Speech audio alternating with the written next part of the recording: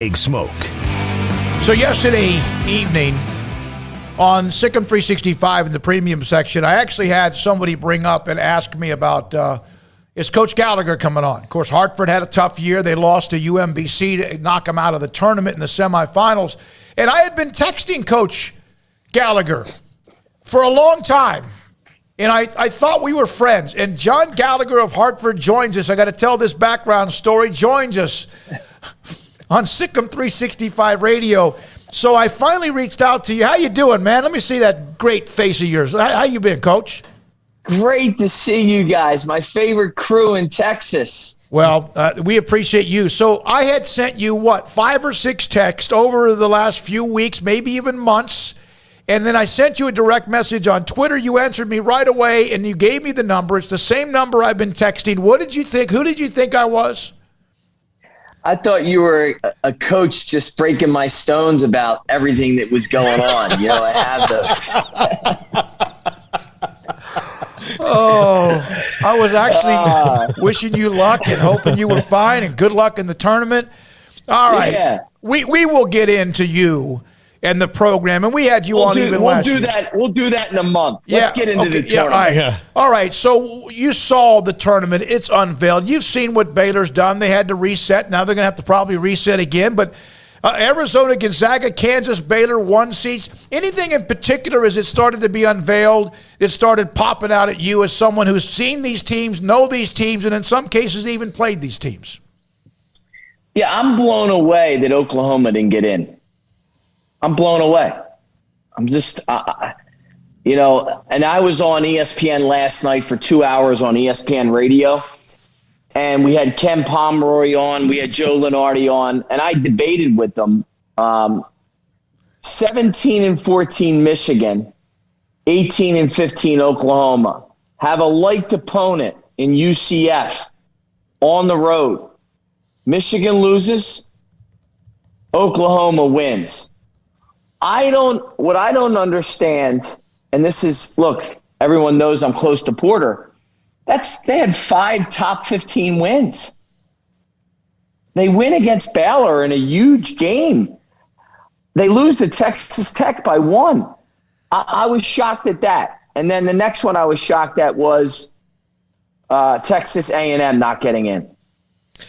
Coach, how much do you think that late season body of work in the tournament should matter? Because it certainly didn't for A&M. I mean, because their late season under Buzz was way better than their midseason when they lost 8 games in a row.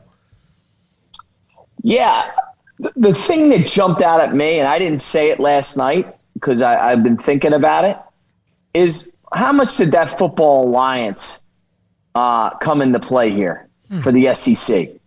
How much did that, when you look at it, and if you're the SEC, if you're the SEC office or you're the SEC, you beat the 4 number 1s. You beat Gonzaga, you beat Arizona, you beat Kansas, and you beat Baylor. You're telling me that the Big Ten gets 9? Look, Phil Martelli was my college coach. I'm glad Michigan got in from a personal. I love, he's like a family member to me. But facts are facts. The Big Ten gets 9. And I said this to Joe Lunardi last night. If the Big 12 and the SEC are the 2 best conferences in America, why are other conferences getting more bids? Mm-hmm. And you can say, they have more teams. Okay, then let's go through it. Rutgers. So Rutgers has the opportunity to play Maryland twice, Nebraska twice, and Penn State twice. Did Oklahoma get that? No. Did A&M get that? No. So, this is – now, look, I'm not in it this year, so I can really look at the numbers. And here's what Ken Pomeroy, which I really like him. He has this. He says, well, Oklahoma shouldn't have got in. Well, Ken, if that's the fact, then you need to change your formula because you have them at 30. You had Oklahoma at 30. So your numbers aren't right. Coach, looking at the tournament, there was a lot of debate about Tennessee and where they fell in comparison in particular to Duke. How do you think about the way that shook out for the Vols and the Blue Devils as well? It's amazing. That's the other thing. Tennessee, You could argue Tennessee's on the 1 line. You can't put them on the 3. And look, Joe said to me last night, Joe Lenardi said, what's the difference between 2 and 3? It's the East, it's the regional. They'll meet in the regional. It's the difference of a white or dark jersey. It's a huge difference. 215 versus 314. That's a huge difference, guys. And look, I just feel that the SEC didn't get its share due. It didn't. And the 2 teams that I would be really griping are Oklahoma and Texas A&M. You know, John, you're in the conference where Vermont, the Catamounts, won it this year. They've won 8 straight. They're kind of a team that people need to pay attention to. What did they bring? Who's their last loss? I couldn't find it last night. Who was their last loss? I got it. Oh my Lord! It happened to be against Hartford of all people. Can you believe that? Can you say that again? I couldn't hear you. My Bluetooth was off. In fact, they won like 19 or 20 out of 21 with the one team in between all that. Was Hartford, but I think that's the team we led by 2 with 6 to go at their place. We love playing them, and we were injured, but if we got to the finals, it would have no need talking about it now. We just ran out of gas. 18 games in 41 days. We broke a national record. No other team in the history of college basketball has played 18 conference games in 41 days. Is that because of all the shutdowns and stuff you still had to deal with? COVID, man. We had to deal with the COVID. We had a 28-day layoff. Wow. You know, that kind of escaped me, I guess. I know some people had a couple of games, but I didn't realize it was that long in your conference. And then you have to play a lot of games in a short amount of time. But you made the run. I know you got to the semifinals. I was rooting for you, even though you thought I was some random coach on the side trying to bother you. John Gallagher is the head coach at Hartford. Played Baylor last year to open up their tournament. And then, of course, I was the good luck charm. So we should do this because I got a feeling Baylor's going to make a run. Last time they lost in the conference tournament was Oklahoma State, and they didn't lose. Yeah. No, you're right. Yeah. It's a similar situation, different circumstances. Yep. This is a team, though, Coach, that's been different this year in that, last year, and you saw them, if they got an 8-point lead on you at any point in the game, that was it. Like they had, it was going to be 5 possessions before you could be ahead, and getting, a 10-0 run of that team was impossible. This one's a little bit different, and they've had these injuries that have morphed them. How have you seen them kind of shake out over these last couple of months, and where you think their run could be in a bracket that's full of blue bloods? Here's the thing that jumps out at you. When I watched every possession of the Oklahoma game, and listen, Scott Drew, and I've said this, there's only one other coach in the history of college basketball that's done a rebuilding job like Scott Drew, and that's Jim Calhoun.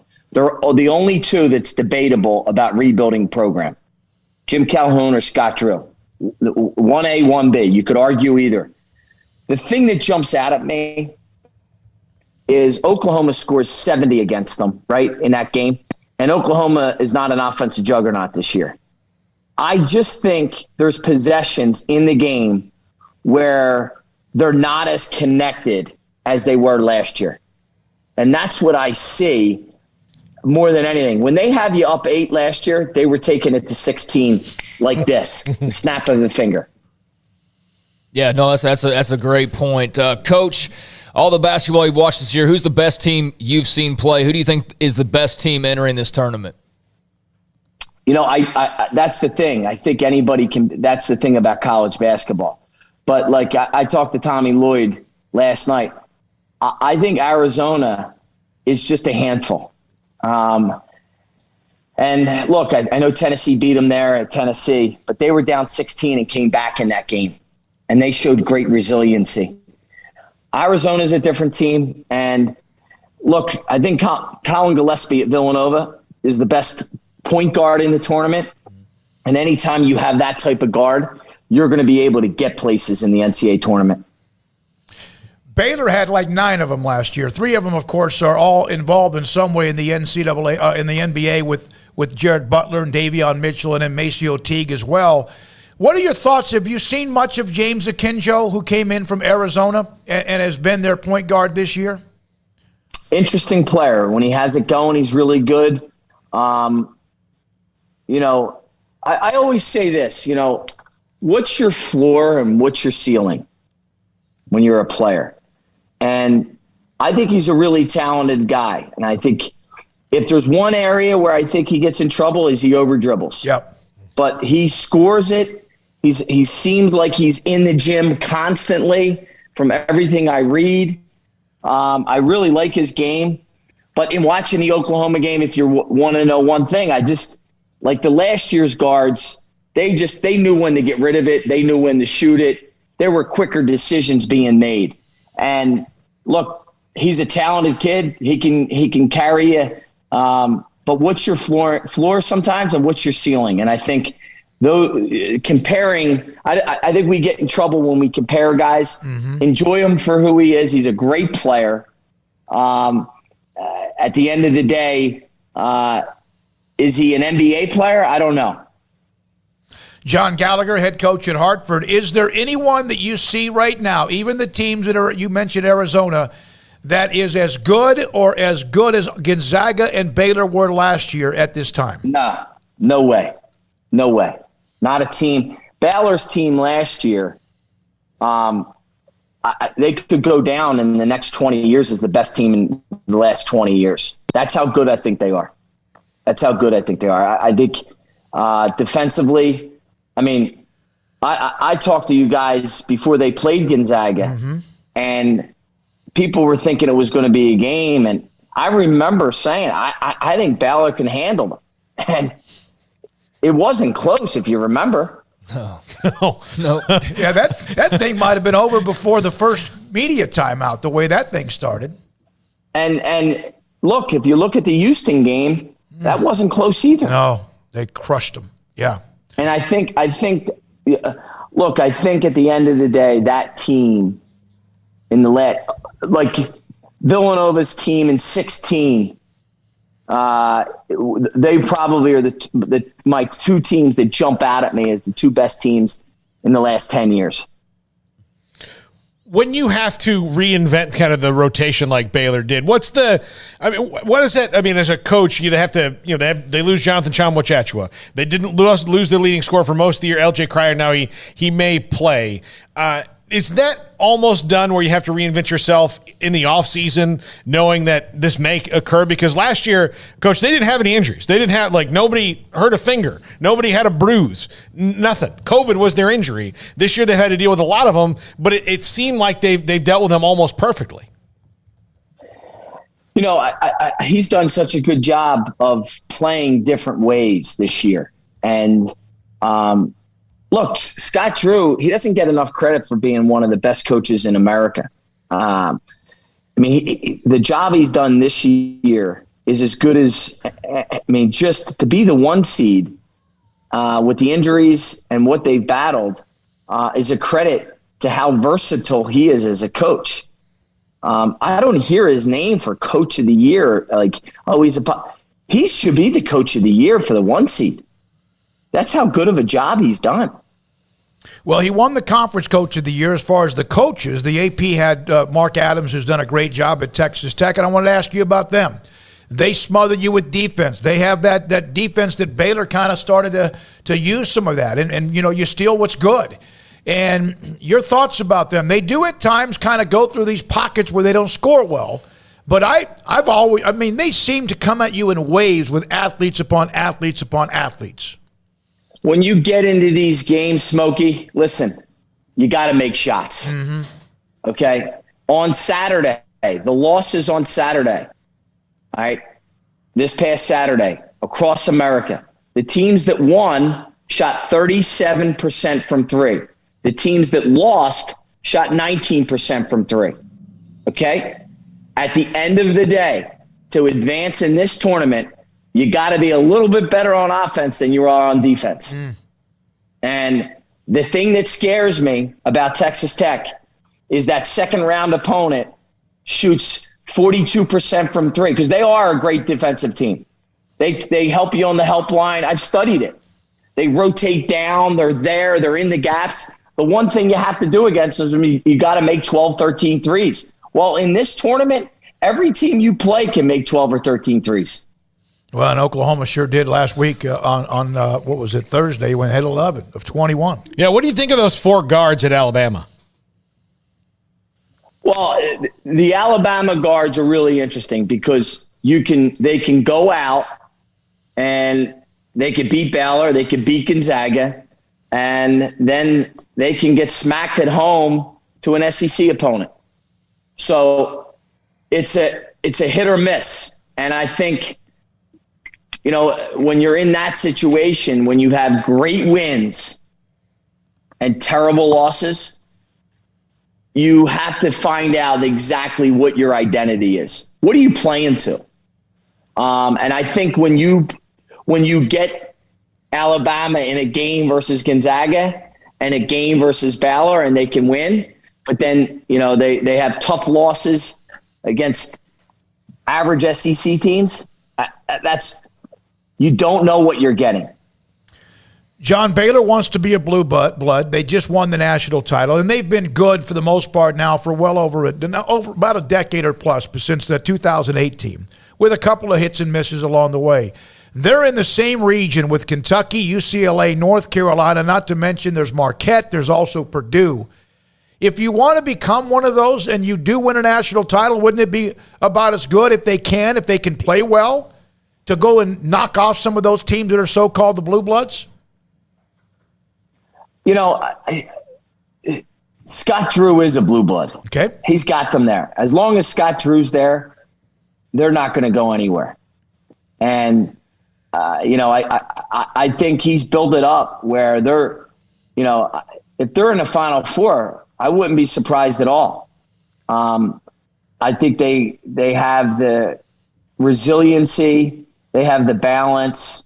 I like their chances. At the end of the day, can they stay healthy? Can they make enough shots? It's all in matchups right now. That's what it is. It's in matchups. He even said, they're pretty good when they make shots, aren't they? That's right. Pretty damn good when they make shots. How would you handle if you were stepping in the interim coach at LSU? You fire your coach right before the tournament. Take a shower.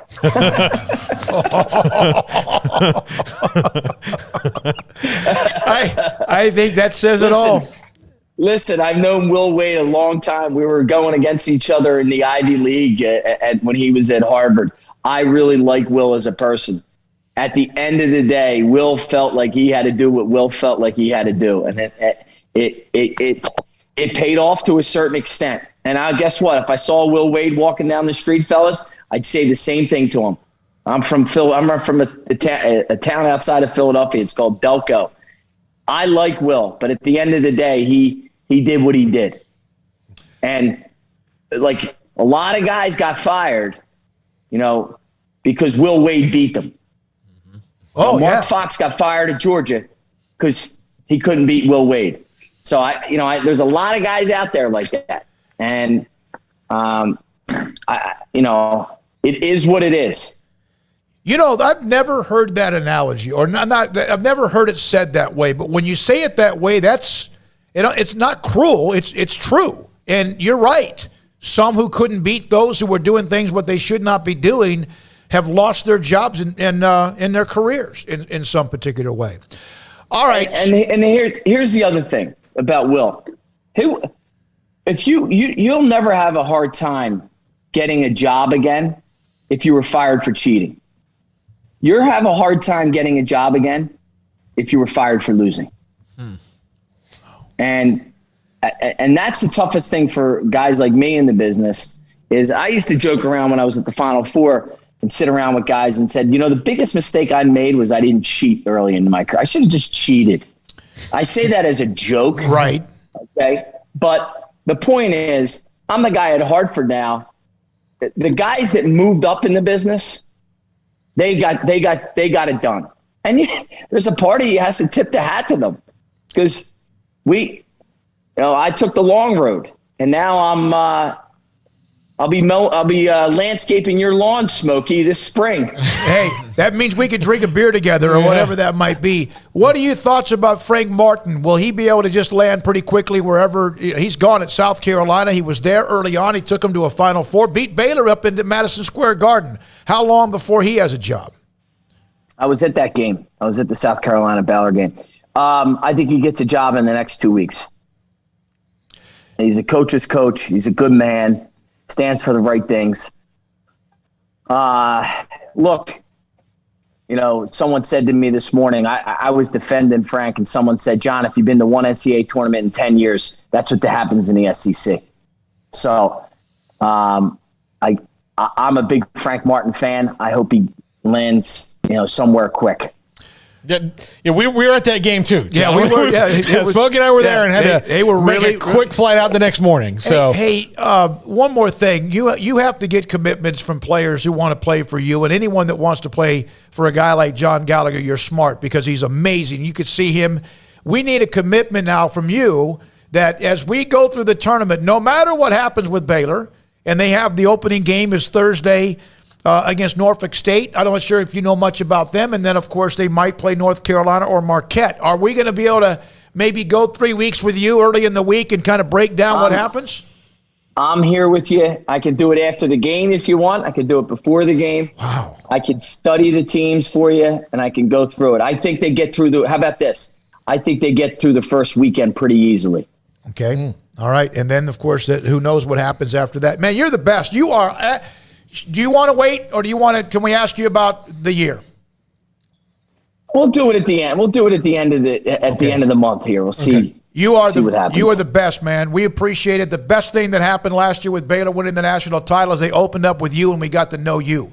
Thanks for your time, Coach. And I'll tell you what, we ended up playing them that first half as good as anybody. Yeah, you did. You did. In fact, didn't you say there was like a 30-second window there where you thought you might have a little bit of an opening? No.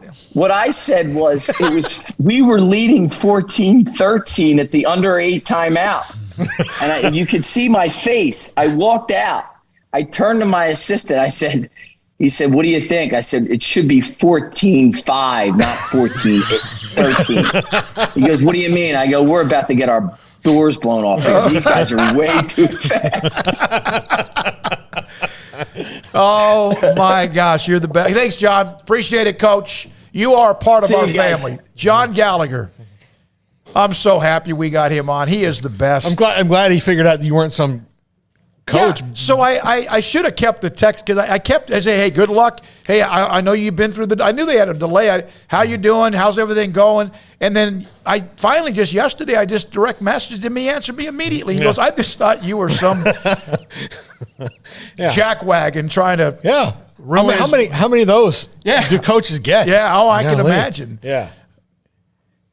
God, he's fun to have. I can't wait to get him on again. He even said before and after a game, we might even have it on a post-game show as well. All right, thanks to John Gallagher. Great to have him on our show on Sikkim 365 Radio and 365 Sports. We're back in a moment.